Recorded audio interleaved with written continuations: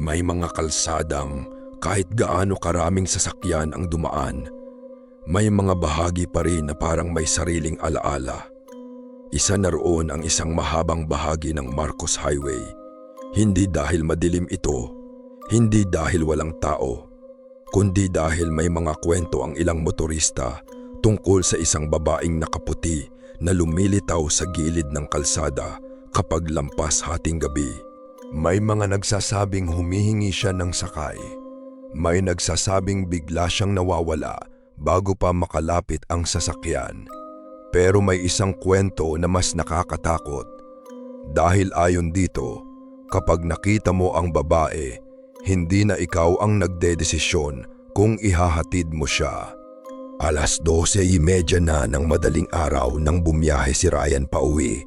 Galing siyang Maynila at kailangan niyang makarating sa bahay bago mag 2:00. Sanay na siya sa mga biyahe sa gabi. Hindi na siya natatakot sa madidilim na kalsada o sa kakaunting sasakyan.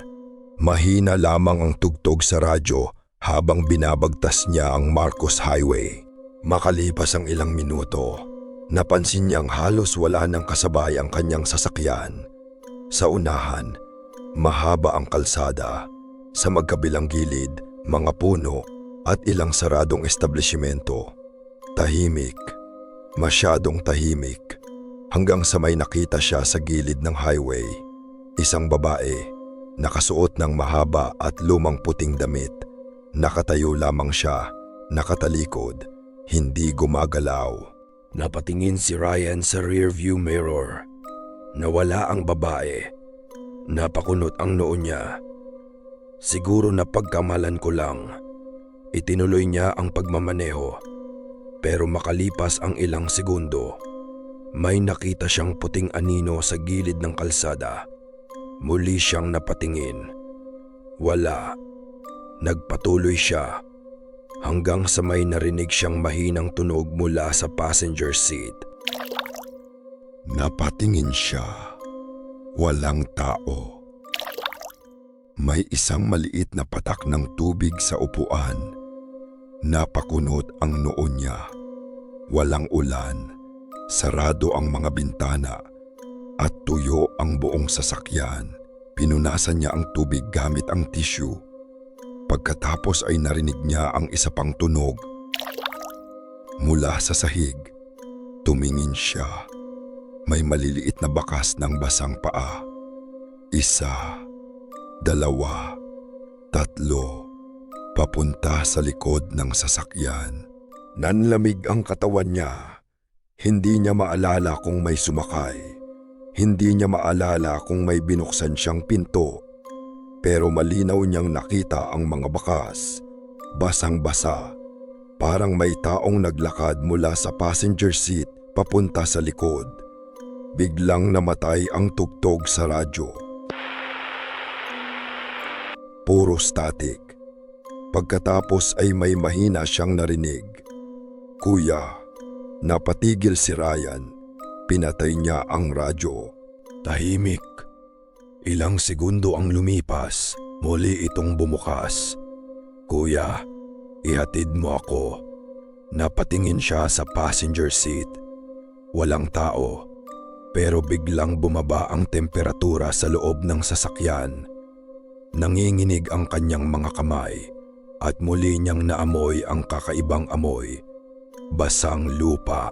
Kasabay nito, may narinig siyang mahinang paghikbi mula sa likod. Hindi siya lumingon. Pinilit niyang ituon ang mata sa kalsada. Please, huwag. Tahimik.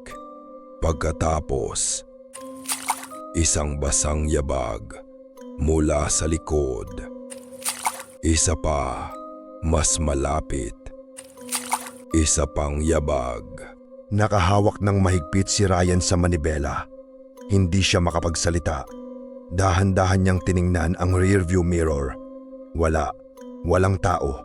Pero ang mga basang bakas ng paa ay patuloy na lumilitaw sa salamin. Isa-isa, papalapit sa kanyang upuan. Huminto ang mga bakas sa likod mismo niya.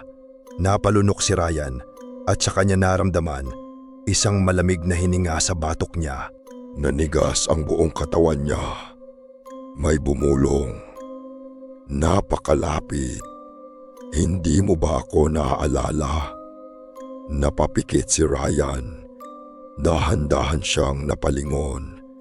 At doon niya siya nakita. Ang babaeng nakaputi. Nakaupo sa likod.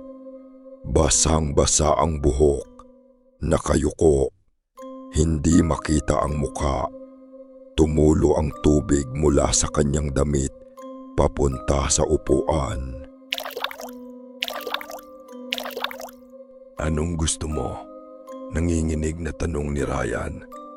Dahan-dahang itinaas ng babae ang ulo. Maputla ang muka. Namumula ang mga mata at nakangiti ang labi nito.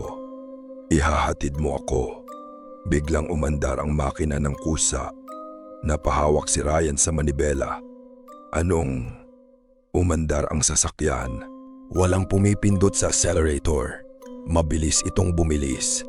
Sinubukan niyang tapakan ng preno. Walang epekto. Stop. Patuloy na bumibilis ang sasakyan at sa rearview mirror, nakita niyang nakangiti pa rin ang babae. Kuya, huminto ang sasakyan. Hindi dahil pinreno niya, kundi dahil may isang babae na nakatayo sa gitna ng kalsada. Nakatalikod, puting damit, mahabang buhok, parehong babae. Napatingin si Ryan sa likod. Nandoon pa rin ang babae sa kanyang sasakyan. Pagbalik ng tingin niya sa harapan, nawala ang babae sa kalsada. Pero may narinig siyang boses mula sa likod. Ryan.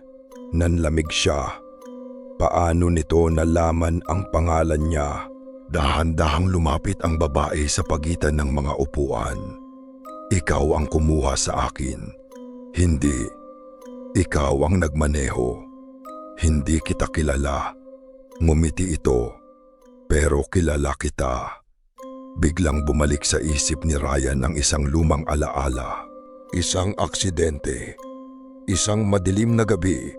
Isang babae na tumatakbo sa gilid ng highway. Isang sasakyang hindi huminto. At isang lalaking nagmamaneho. Ang kanyang ama. Napahawak si Ryan sa noo. Hindi siya ang driver noon. Pero kilala niya ang sasakyan. Sasakyan iyon ng kanyang ama. At ayon sa mga kwento ng pamilya, walang nakakaalam kung ano talaga ang nangyari sa babaeng iyon. Patay na ang tatay ko, bulong ni Ryan. Ngumiti ang babae. Alam ko, kung ganon, bakit ako? Dahan-dahang lumapit ang mukha nito. Dahil ikaw ang anak niya. Biglang namatay ang makina. Nawala ang lahat ng ilaw sa loob ng sasakyan. Madilim, tahimik, at pagkatapos, may malamig na kamay na humawak sa balikat ni Ryan. Napasinghap siya. May utang ang pamilya mo. Kinabukasan, natagpuan ang sasakyan ni Ryan sa gilid ng Marcos Highway.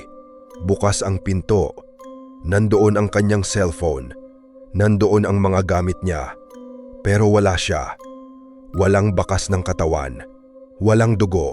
Walang nakakita sa kanya. Ang tanging naiwan sa passenger seat ay isang lumang litrato. Isang babae na nakasuot ng puti. At sa tabi nito, isang lalaking nakatayo. Sa likod ng larawan ay may nakasulat. Hindi na siya nakauwi. May petsa, 26 ng Agosto, 2011. Ngunit ang mas nakakatakot, makalipas ang ilang oras, may bagong marka na lumitaw sa larawan.